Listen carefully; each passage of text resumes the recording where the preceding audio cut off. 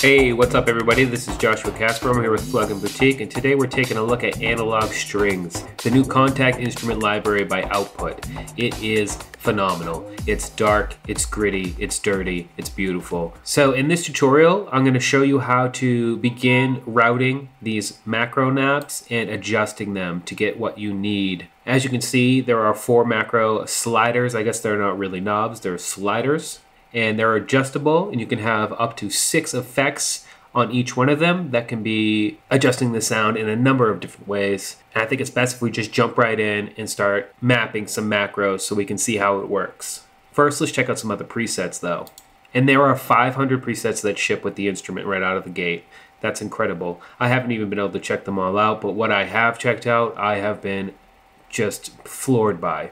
As you can see, it's got the output browser system where it has a number of tags where you can start to filter down to what you're looking for. So if I want a lead that's dirty, I can just click those tags and then it'll show me some of the presets that are tagged with those 2 tags. So let's check this out. I have this starred.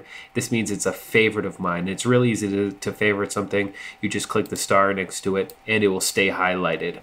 If you want to see all the favorites you have, you just click the favorite button down here. If I clear this out, hit the favorite. These are the favorites that I've found so far, just kind of flipping through what we have. Let's check out a few of them.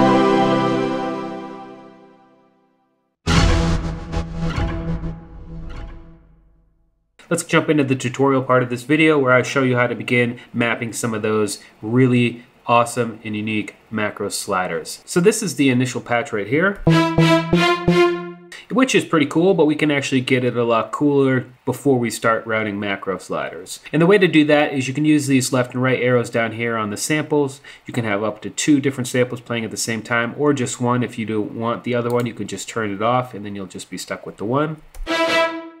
But let's use both. You can click the left and the right arrows here to cycle through just like you would your preset menu, or you can click on it and get right into choosing what you want.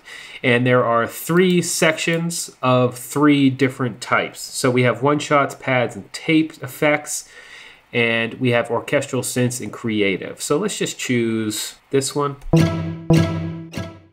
And over here, let's go with a pad.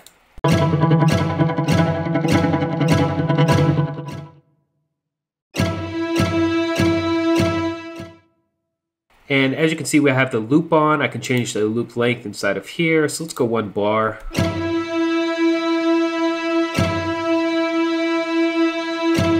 Cool. And let's go maybe -12 on the tune. Turn the volume of the pad down.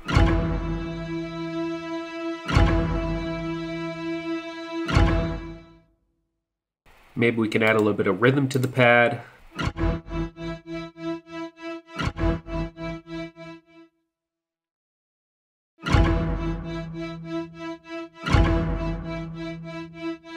And we can go with the wave shape, and we have a number of different shapes to choose from. We can also go to the step sequencer, which will affect the sound a little bit differently. But I'm going to go back to wave.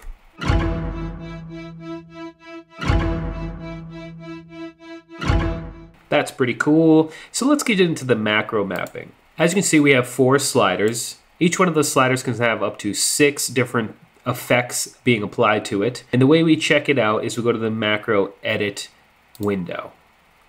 So as you can see here, we have 6 slots per slider. And we can name the sliders by clicking this drop down arrow. Let's just go effects because we're going to go just a general effect for this tutorial. And then we just jump into, say, the effects panel. And I want to make sure to have the macro selected up here in the top right if I want to apply a parameter. And if I come in here to, say, the reverb and start hovering over some of these parameters, you'll notice that nothing is really popping up until I get to the wet. The wet says assign 1, and that's where I want to assign. You can only assign the wet, dry parameter of the reverb to a macro knob, and that's okay. Some of the other effects, though, if I turn on the delay, for instance, all of these, except for the time, can be applied. So I'm just going to go ahead and assign the dry, wet again. And what's really cool on the global effects is you can actually have 2 different delays affecting the output, which is just crazy. There are also layer-specific effects. We're not going to mess with that right now, but it's good to know that they're there. So let's jump back into the main menu, jump back into the macro edit, and you'll see now that I have those 2 effects that we applied being shown here inside of the macro editor. This slider down here dictates the range from start to finish. So if you look at the white ball right here, as I move to the right on the slider, the ball goes closer to the green and it'll end up at the green. So it starts at the red, ends at the green. If the green is to the right of the red, then you're looking at an addition. And if you can pull it to make it a subtraction by using the slider down here, you just move it to the left. So I'm actually going to keep those both right about there, and let's see what it sounds like.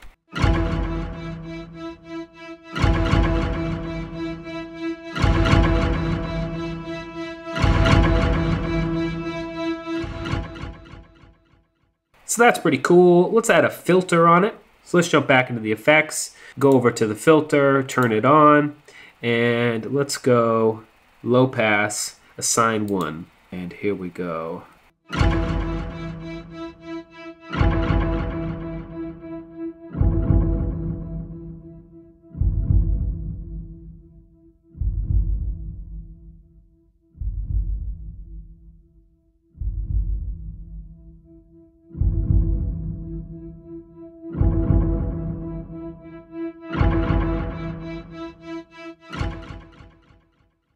So that's pretty cool. I'm not sure how useful this particular macro is going to be, but the purpose of this tutorial is to show you how to get things cooking. And if you spend a lot more time doing things like this inside of this macro mapping system, you can get some really interesting results.